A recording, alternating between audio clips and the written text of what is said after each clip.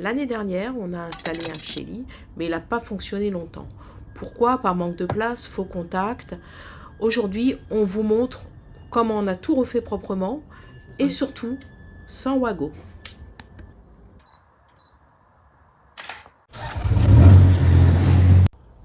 Allez, c'est parti.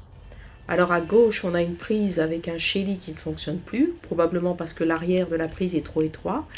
Et à droite, on a une prise qui se détache, donc on va carrément changer les deux prises.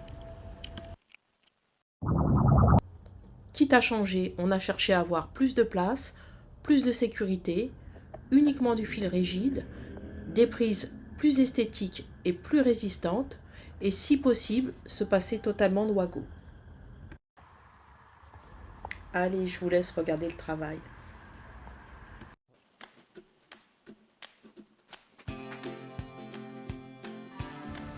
Les dysfonctionnements du Shelly étaient dus au fait que l'arrière de la prise était bien trop étroit, ce qui favorisait les courts-circuits, et donc nous nous sommes mis en recherche d'une mécanique bien plus plate pour passer derrière cette prise.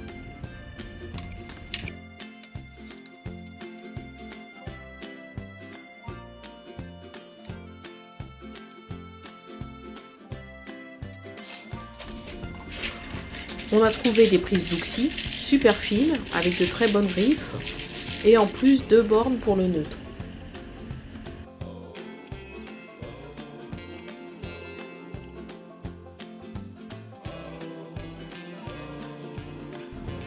Donc là on commence par la seconde prise, celle qui se détachait du mur.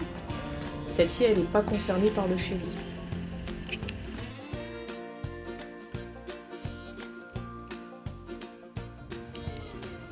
Pour la prise avec le Shelly, au début, on pensait devoir mettre des mini Wago.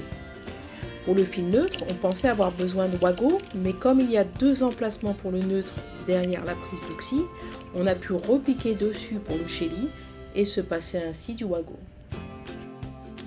Au final, la bonne surprise, c'est qu'avec un boîtier de 4 cm, on a réussi à caler le Shelly et en plus, on a pu se passer du Wago.